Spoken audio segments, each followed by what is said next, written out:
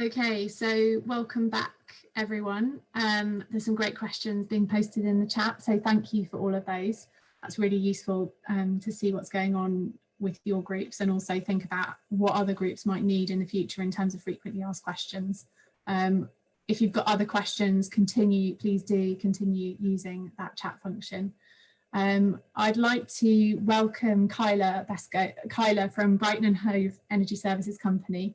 Kayla Ente has been a real champion of community energy for many, many years, and we've worked alongside each other, and I have deep kind of massive admiration for the work that Kayla and BHESCO have been doing. It's some of the most innovative and exciting work, I think, in terms of retrofit and energy efficiency going on in terms of any community energy organisation in the country. So a real kind of gold standard of what's possible and what can be achieved. And I know she's got lots of exciting examples for you to inspire and excite you about this area. So I'm going to hand over to Kayla now, and really looking forward to this revolutionary presentation that we're expecting. Kayla. Thank you, Jody. I'm just going to share my screen.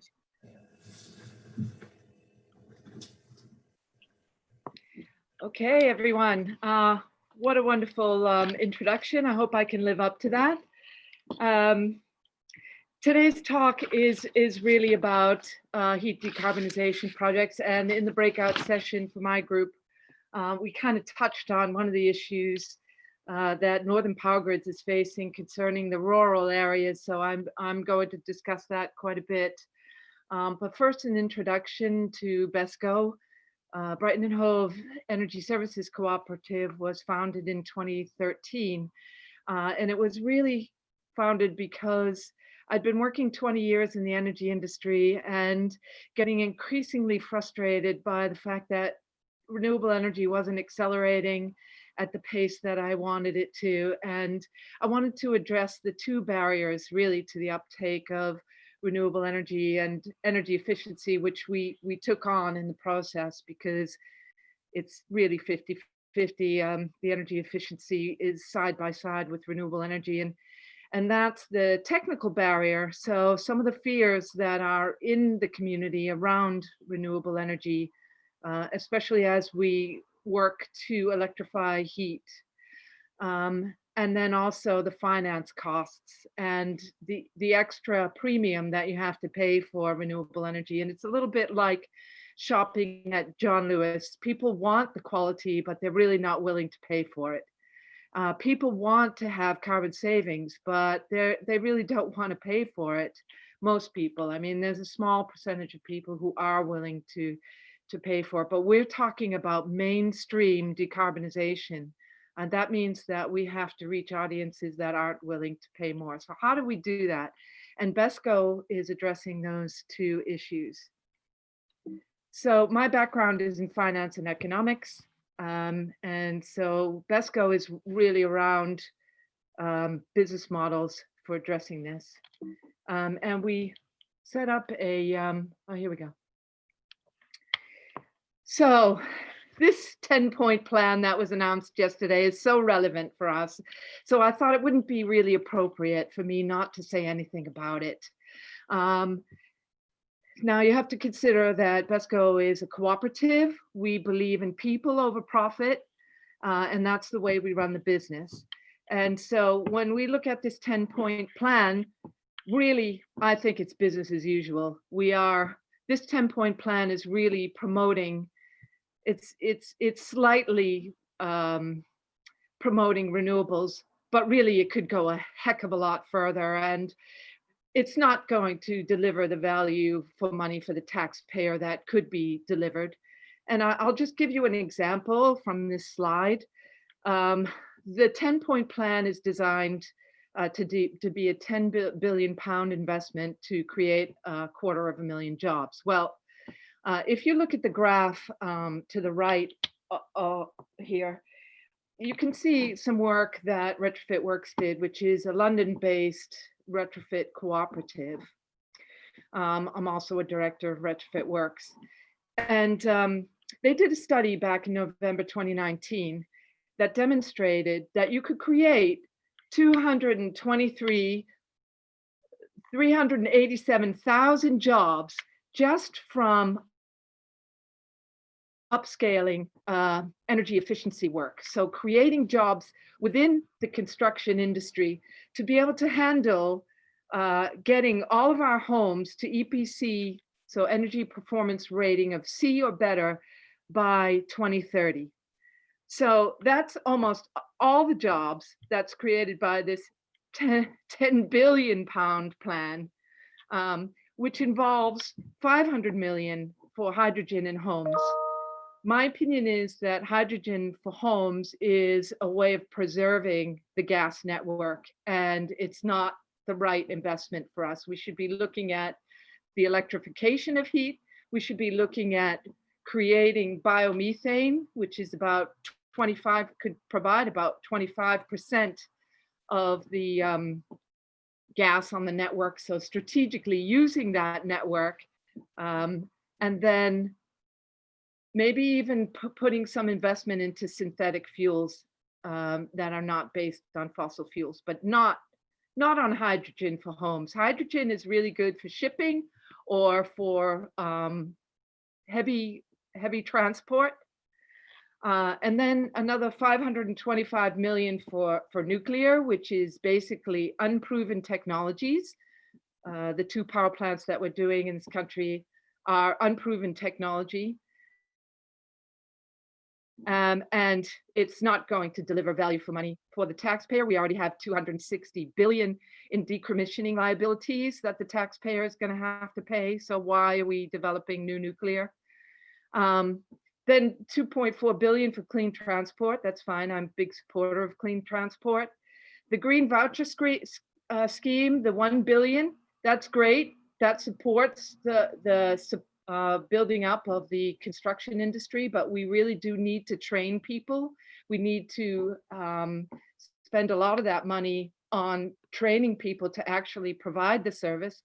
My understanding is only 13,000 vouchers have been issued by the government since the program was announced in the beginning of October. That's very poor performance, and we just don't have the infrastructure to be able to handle this level of demand. And then 1 billion for innovation. Most of our innovation money goes into aerospace and marine innovation. It doesn't go into renewables innovation. Why aren't we spending money on manufacturing turbines and improving our ability to build wind turbines and renewable technology in this country? So the 10-point plan is really not up to scratch, and a big disappointment.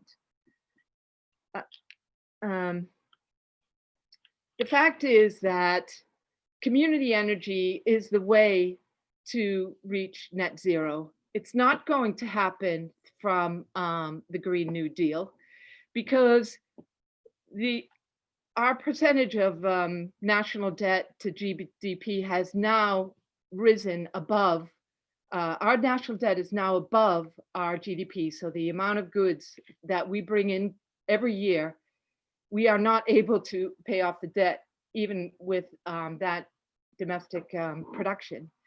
So we're talking about a big amount of debt.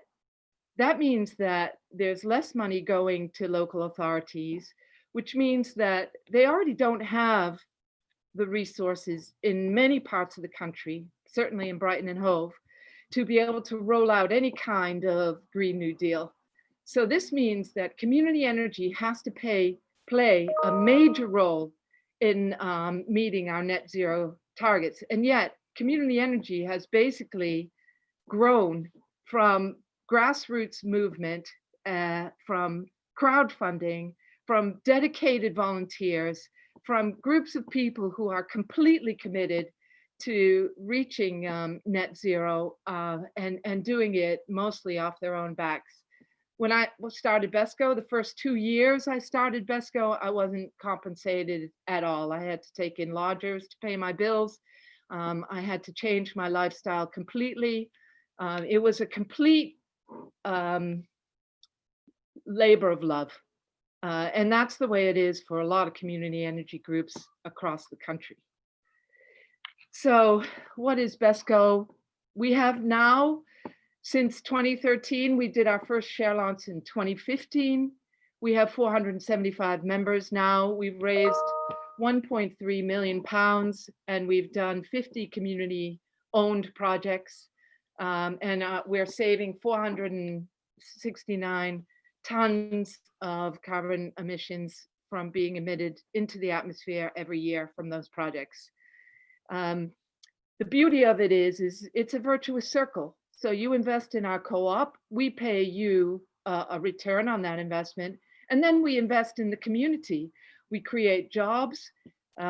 People can own a share of their own energy infrastructure, and we help people who are in fuel poverty. So there's definitely a gap in the market community energy fills, because energy suppliers can't provide the level of service that energy groups can provide. Neither can the DNOs. So community energy, by working in cooperation with those other organizations, can really deliver value to our communities. We can raise trust in the community. So we had a whole discussion in our group about smart meters. Community energy can help people take on smart meters, because we can overcome some of the myths that are happening, certainly in the social media sphere, around the adoption of smart meters. Here are some of the projects that we've done so far to decarbonize heat. The multi-fire biomass boiler is on a heat network that serves 4 buildings. This one is in Horsham, and that's been a really great, they were on heating oil before, so we've obviously gotten quite a lot of carbon emission savings from that. And also, in the meantime, we're also saving emissions on other toxic pollutants, like particulates, like sulfates and nitrous oxides. The one below that is a air source heat pump, and that's in a yoga center. We helped put in the energy provision in an old Turkish bath there in the center of Lewis, and it runs on a heat pump with underfloor heating, so you can do your yoga with warm feet, and that really helps actually with your relaxation of your muscles. The one next to that is a heat pump and solar panels, and that's a nursery school where the children can play on a floor that's got underfloor heating. So the kids play around on the floor. It's powered by the heat pump. It's a well-insulated building. It used to be a shed, and we just completely renovated it with solar panels on the roof. And we get some power in the winter from those solar panels for the heat pump. And then the last one is the same school where we put solar panels on that 19th century building. We insulated in the eaves, we put underfloor heating in, and we've just replaced the oil boiler with an 80 kilowatt ground source heat pump. And so that school is almost completely decarbonized. It's a huge accomplishment, and it's a Montessori school. So the kids that go to that school have a lot of hope about what can happen in the future, and what can be done when you have school governors who really care about the quality of our environment and want to make a difference to the future. And the garden where we put the boreholes is also where the kids grow food. So there's a whole agricultural study there. They have polytunnels, and the kids really have education in permaculture as well as renewable energy, because regenerative farming goes hand in hand with renewable energy. And it's also, you know, any money that goes to carbon capture and storage really should be invested in regenerative farming, because it's the same thing. We're capturing the carbon in the soil, and instead of in these mechanisms that really don't add, that their cost added, they don't add any value to the process for the consumer. So most rural homes burn heating oil. And that can really be a problem when you have a 2,000 liter tank like this one. And you, especially now with the coronavirus, if you lose your job and then winter comes in and you don't have the savings to be able to fill your tank. And we see this very often, and probably a lot of people experience this, where the people don't have the money to fill the tank. They will only come and fill the tank, or maybe almost halfway, but they're not going to come and do it in increments. So you have people who go without the fuel and they go without the heating, and maybe they're burning wood. So there's all of the problems with the air pollution. It's a smelly system, and it really needs to go. It's very last century, and we really need to stop it. There are 5 million homes across the country that burn heating oil. And it's a problem because in rural areas, they're on low voltage networks that are really not going to be able to handle the electrification of heat at scale. And so these local networks are going to need reinforcement, and that means investment. And a lot of the DNOs are asking the community groups, well, they're asking us to invest in their network to be able to handle these heat pumps that we want to connect, which basically translates into us having to put that cost into the heat price that we're offering to the people that are on these heat networks. And I'll go into that a little bit more later. But I wanted to talk about the BHESCO approach and what we've developed over time to take the customer through the decarbonization process. So everything starts with an energy survey, because we have to improve the building envelope, especially with the electrification of heat, because we don't want that heat pump running and running at a high cost. We want to have an efficient building envelope to run those heat pumps in, so that we can deliver low cost, clean, affordable heat. So we propose the changes that we need to make to that home. And then we work with the communities for a plan, put together the plan of how we're going to finance those improvements. And then we get quotes on what all of the equipment for the renewable heat is going to cost, and combine that with the retrofit improvements, and we put together a finance plan, and that's what we offer to the consumer. We engage those contractors once we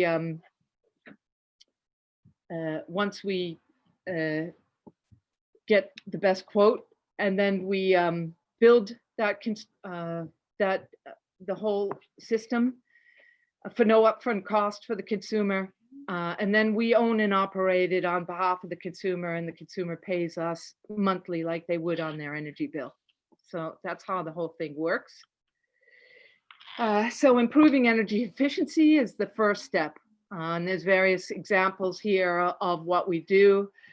And then the next step is looking at what is the best heating solution for that customer.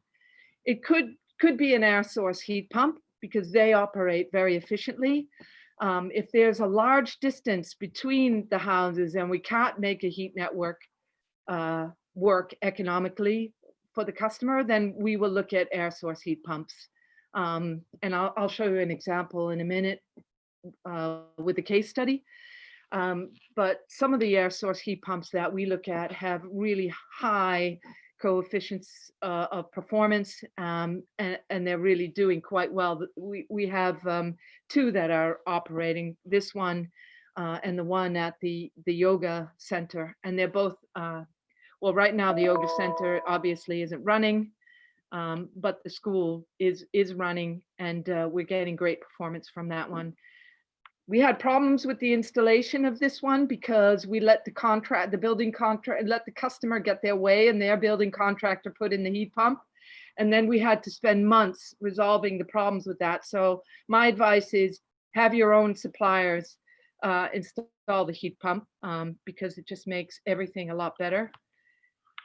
And really, we like shared ground source heat loops for heat pumps because basically they work on better economies of scale. The operating costs are lower. We get a really good RHI tariff for them. And then that means that we can offer a really good price on the heat services agreement for the customer. So in this example, we would do the drill the boreholes. Those boreholes would serve 3 houses in this community, and each house has its own heat pump. So here's the case study for the village that we're working on. It's in East Sussex. And it's hard to see here, but we basically have 5 shared ground source heat loops. Though each heat loop section is broken off in the red boundary, and then where the boreholes are is in orange. So you can see that there are, I don't know, can you see, if you could see my arrow here, you could see, for example, in this one, we're serving all of the houses in this area, but we're not serving this one here. And that's because the distance for the pipe work was too far. The house is very large. And so we decided that we could serve that one better with an air source heat pump. That's the example. But also you could see in this shared ground loop, we're doing a school. This is a Church of England school. It's a 19th century school. That school has been catastrophically hard to heat in the winter. So the kids are always cold in the winter and they're always too hot in the summer. And so the school governors are very excited about working with us to solve the problem for them. So the first thing we're doing is improving the energy efficiency of these properties. And then we're going to go in and install the heat pumps. So our aims for this village is that it's community owned. We're going to do a bond offer to raise the money for this project, which means that the people in the community can own a share of their own heating. Which is really exciting. They're going to get a 3% return on the investment. And we're offering, the price is the same as the price that they were paying for their oil heating in December of 2018. I mean, it's pretty obvious that we're not going to meet the oil price that they paid when the coronavirus happened, because oil prices went to the floor, and we really can't meet that price, and we never even bring it up because it's just an impossibility. But the carbon emission savings are quite high for this section, 99 tons, and basically 4.5 tons per household. And the people are extremely excited about it. They have quite a bit of anxiety about being connected like this and losing, they're afraid of losing control over their heating. But the point is that it's no less reliable than their oil boiler. It's actually more reliable because the technology is more reliable. And if the oil heating system went down, they'd still have to get it repaired. So there's really no difference in terms of the operation of this system to their current system. We will be, the heating supply agreement that we are agreeing with them is a template that we got from the Heat Trust. And it includes some service level agreements that we will meet, which overcome some of their fear and anxiety. It's a lot like what you have with your DNO, where they pay if there's disruption on the network. It's the same thing. We have to meet a lot with the people because of COVID. We're not able to do meetings in the village hall anymore, so we have to meet them individually. So it's about 3 meetings just to get one contract signed. Plus we had to get a final CapEx cost in order to be able to finalize the price that we would offer. So there's a lot of modeling involved in getting the heat price. But we're there now. We're just working on getting these appointments in the diary to finalize the agreement so we can start breaking ground.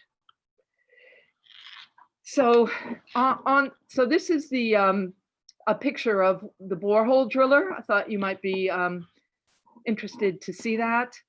Our offering really is consistently that we want to meet or beat their current oil costs.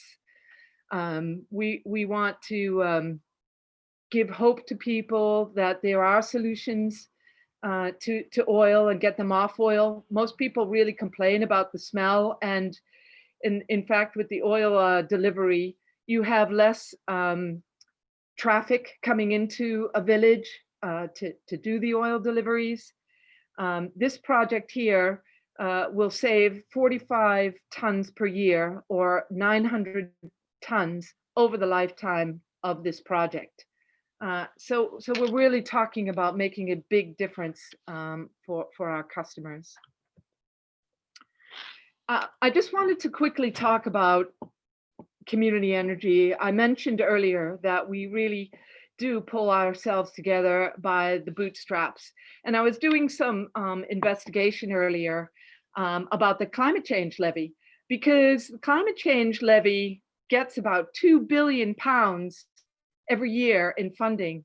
And I have no idea where that money goes. And so I was hoping to make a plea to fund community energy groups so we could really build and trade information within community energy groups to fund our activities through the climate change levy. And that's my presentation. I hope you enjoyed it, and thank you for this opportunity. Thanks, Kayla. That was absolutely fascinating run through of some of the things, some of the ways that you've approached this really difficult problem. And I know there's lots of questions coming up in the chat for you, particularly about how you finance that work. Some really good examples. I love the example of, is it Firle, the village of Firle? How do you pronounce that? Yeah, Firle.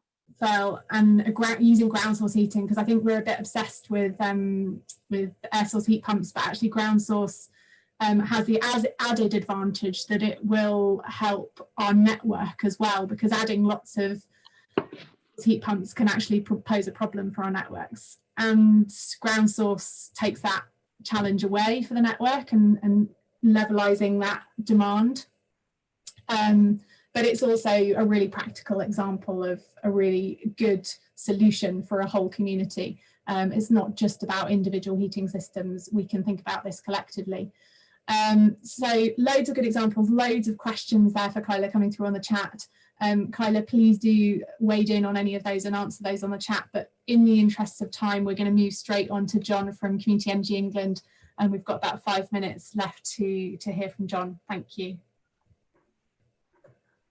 Hi everyone. Yeah, thank you. I'll absolutely rattle through this. I appreciate it, short on time. So I was asked to give a quick update on what I've been doing with both my Community Energy England and Zero Carbon Yorkshire hats. I'm going to do a PowerPoint presentation. So for those of you who don't know me, I work at Community Energy England doing comms, research, events and partnership working. We're a not-for-profit who exists to grow the community energy movement, but I'm also a director at Zero Carbon Yorkshire. And we're in the process of looking at how we can build a network of community energy organisations, local companies and local authorities across the region to see how we can increase the capacity and number of community energy projects. So far we've had a few events. I've seen some of you there. We have an ever-increasing list of contacts and people who are interested in the idea. Importantly, we've been putting together potential project partners and this is starting to get some momentum. We're currently reaching out to local authority officers and having conversations with quite big developers about how we might be able to utilise sites that they've identified for projects in the past. It's a slow process. The idea was conceived before the pandemic. Taking everything online has maybe increased participation, but at the cost of real person-to-person networking, which we're planning on facilitating. If anyone is in Yorkshire and beyond, to be honest, and they want to be part of this very informal, but we endeavour fruitful network, please get in touch or consider joining Zero Carbon Yorkshire. It's free and there's no strings attached. And with my work at Community Energy England, I wanted to have a look at some of our work and trends that we're seeing at the national, regional and project level. Most of this will be related to heat and energy efficiency, some not so. So at the national level, we're looking at responding to the BEHS consultation on improving the energy performance of privately rented homes in England and Wales. If this sounds of interest to anybody on this call, the deadline is 30th of December. By all means, get in touch if you're going to respond or want to feed into ours. I certainly don't have time to discuss in detail the Green Homes Grant Scheme or yesterday's announcement, but we did feed into the Climate Coalition on including community energy in their 10-point plan for a green revolution. Boris instead chose to invest in big check corporate solutions, many of which look dangerously like unicorns, which may not scale in time or ever. Anyway, roll on the forthcoming energy white paper. We recently had an event where we were looking at new business models for heat pumps, domestic solar, and EV charging infrastructure. The models, ideas, and innovation are taking shape, but replicability is an issue. This event is on YouTube if you're interested in watching this. We've also been busy addressing issues with the Department of Education about solar on schools. If anyone on this call has solar on schools or is considering solar on schools, we'll be interested in talking to you. And at the regional and local level, we've been having a look at local area energy planning. We did an event with Energy Systems Catapult. We were trying to determine where community energy should fit into such plans. This has helped to inform some of our thinking about sort of how community energy organisations can be working with local authorities. And it was fantastic to hear how Otley Energy is already participating in local area energy plans with Leeds City Council. It raised some interesting points, and we are considering a strategic framework to justify investment ahead of need. The next step of this process is a roundtable with a wider range of statutory stakeholders to explore putting community energy at the heart of local area energy planning. And I'm very pleased to announce that we are working with a host of local authorities in the North East. We're supporting the North East LEP together with North Tyne Combined Authority, Durham County Council, South Tyneside Council, and Centre for Sustainable Energy, and VON. This is to ultimately deliver an evidence-based report looking at how we can strengthen community energy in the North East. We previously conducted a similar exercise in Yorkshire with Sheffield Hallam. Shout out to Will, who I think is on this call, who helped us with that. As part of this project in the North East, CSE and Vaughan are developing a survey and running some focus groups, and they are very much looking for participants. The project is running until February, so you will likely hear from them. If you're interested in taking part in the focus groups, get in touch with me or them. God, I'd hoped to talk about some of the developments in mine water heating coming out of the North East, but I definitely don't have time. But long story short, this idea is getting a lot of traction with MPs at the moment who are wanting it in their constituency. Keep an eye on this. Also wanted to talk about some of the news this week about West Yorkshire Combined Authority looking at a 10-year programme to retrofit up to 300,000 homes in West Yorkshire by 2030. There must be opportunities for communities and local business is in this beyond just being recipients. And at the project level, I will wrap up very shortly. We're seeing more and more interest in heat pumps from vastly different approaches to using them, from blocks of flats to schools to domestic levels, and now yoga centres. Namaste. Bradford Community Energy, for instance, currently has a share offer open for solar panels and heat pumps on a leisure centre, so I believe. And at the domestic level, we are starting to see how community energy organisations can get involved with this. Carbon Co-op and their people-powered retrofit programme are demonstrating how there are opportunities for community energy at all stages of the domestic retrofit life cycle, except perhaps the installation of materials, because there's very specialist skill sets. Project Cheese in Bristol also has amazing pioneering heat-sensitive cameras and approaches to domestic retrofit. I believe they're soon to be launching a nationally replicable model.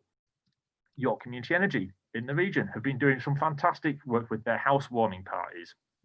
And at Zero Carbon Yorkshire, we have experience of renovating homes to a passive house standard, and we're more than happy to share this if anyone's interested. Side note, that's not me. I know nothing about this. My house is freezing. But the big question remains at the domestic level, how can we move away from the idea of there having to be a payback for energy efficiency, instead seeing it as an improvement in comfort and the reduction of carbon? I certainly don't have time to raise the question of how we make domestic smart energy appliances, not just meters, cheap, effective and desirable, and what this would mean for wider system energy efficiency. I maybe did, but I didn't mean to do. And I've gone over time, so I'll pass back over to Jodie. But please, if any of this resonates with you on my whistle stop tour, please get in touch. Thank you. Thanks, John. That was a really quick run through, wasn't it? If you've got any links you want to post in the chat for any of those examples, please do. Are they on the Community Energy Hub website, those examples? Community Energy Hub has gone. We've revamped it. We've got an all new how-to section on our website, and I would very much urge anyone to go and have a look at that. But yes, full of links and how-tos. Thanks, John. Okay, so yeah, if you can post that link in the chat, that'd be great, so everyone can access those examples. We are at time, and so it leaves me really quickly to sum up.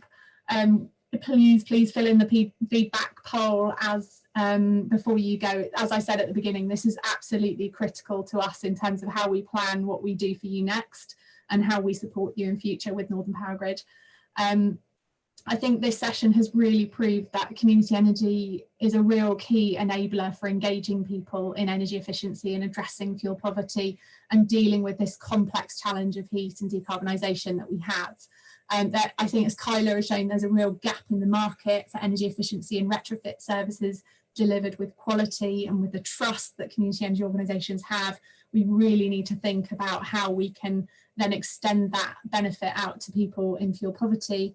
And I think we've heard loads of really good examples and inspiring examples today. So I hope you're feeling more positive about what's possible in dealing with heat and energy efficiency.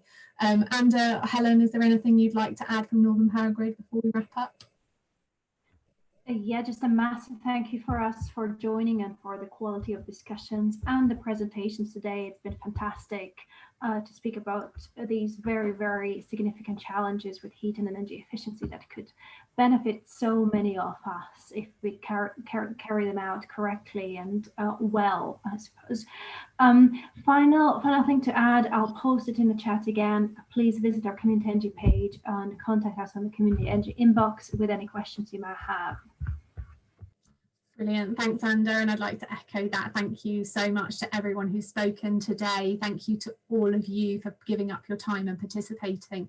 It's only with engagement like this that we are going to be able to do anything about decarbonisation. I think it's very clear, particularly from Kayla and John's summary of the 10-point plan, that the government are not going to sort this out for us. You know, they keep talking about how important it is to get into people's homes and help them with energy efficiency and decarbonisation, but not thinking about how that's going to happen. And community energy and energy activists in our community are the conduit to that. We're the people who are going to make that happen, as Kyla's demonstrated. So thank you to all of you for taking part, and thank you to the Regen team as well, Kai and Hannah in the background, for facilitating everything so expertly and keeping us almost to time. We almost managed it, but you can all go and have a cup of tea now and enjoy the rest of your afternoons. But thank you ever so much for taking part.